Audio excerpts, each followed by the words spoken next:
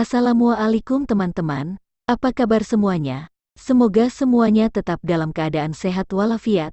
Kami dari kelompok 4 akan mempresentasikan hasil diskusi kami tentang nilai dan prinsip anti korupsi. Sebelum kita mulai presentasinya, mari kita buka dengan melapaskan basmalah. Bismillahirrohmanirrohim. Kelompok 4 terdiri dari 3 orang, Holiza sebagai penyaji pertama, Gede Hanara sebagai penyaji kedua dan Gawi Reza sebagai penyaji ketiga. Baiklah, kita langsung saja ke presentasinya. Untuk dapat memahami prinsip dan nilai anti korupsi terlebih dahulu, kita harus mengetahui apa sih penyebab korupsi. Mengacu pada berbagai aspek yang dapat menjadi penyebab terjadinya korupsi, dapat dikatakan bahwa penyebab korupsi terdiri atas faktor internal dan faktor eksternal. Faktor internal merupakan penyebab korupsi yang datangnya dari diri pribadi atau individu, sedangkan faktor eksternal berasal dari lingkungan atau sistem. Upaya pencegahan korupsi pada dasarnya dapat dilakukan dengan menghilangkan atau setidaknya mengurangi kedua faktor penyebab korupsi tersebut.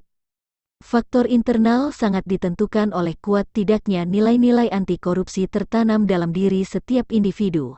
Nilai-nilai anti korupsi tersebut antara lain meliputi kejujuran, kemandirian, kedisiplinan, tanggung jawab kerja keras, sederhana, keberanian, dan keadilan. Nilai-nilai anti korupsi itu perlu diterapkan oleh setiap individu untuk dapat mengatasi faktor eksternal agar korupsi tidak terjadi. Untuk mencegah terjadinya faktor eksternal, selain memiliki nilai-nilai anti korupsi, setiap individu perlu memahami dengan mendalam prinsip-prinsip anti korupsi, yaitu akuntabilitas, transparansi, kewajaran, kebijakan, dan kontrol kebijakan dalam suatu organisasi, institusi, masyarakat. Oleh karena itu, hubungan antara prinsip-prinsip dan nilai-nilai anti korupsi merupakan satu kesatuan yang tidak dapat dipisahkan.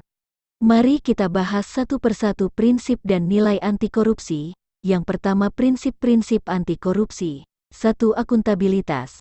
Akuntabilitas adalah kesesuaian antara aturan dan pelaksanaan kerja. Semua lembaga mempertanggungjawabkan kinerja sesuai aturan main baik dalam bentuk konvensi, de facto, maupun konstitusi, de jure, baik pada level budaya, individu dengan individu, maupun pada level lembaga. Dalam pelaksanaannya, akuntabilitas harus dapat diukur dan dipertanggungjawabkan melalui mekanisme pelaporan dan pertanggungjawaban atas semua kegiatan yang dilakukan, evaluasi atas kinerja administrasi, proses pelaksanaan, dampak dan manfaat yang diperoleh masyarakat baik secara langsung maupun manfaat jangka panjang dari sebuah kegiatan. Yang kedua, transparansi. Salah satu prinsip penting anti korupsi lainnya adalah transparansi. Prinsip transparansi ini penting karena pemberantasan korupsi dimulai dari transparansi dan mengharuskan semua proses kebijakan dilakukan secara terbuka, sehingga segala bentuk penyimpangan dapat diketahui oleh publik.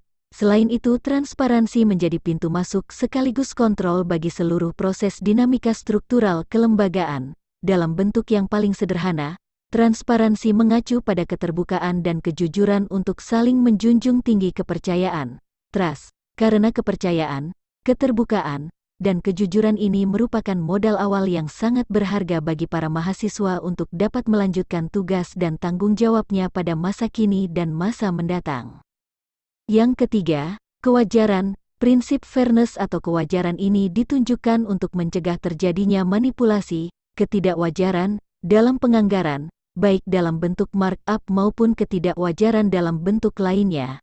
Sifat-sifat prinsip ketidakwajaran ini terdiri dari 5 hal penting: komprehensif dan disiplin, fleksibilitas, terprediksi, kejujuran dan informatif. Komprehensif dan disiplin berarti mempertimbangkan keseluruhan aspek, berkesinambungan, taat asas, prinsip pembebanan, pengeluaran dan tidak melampaui batas, off budget.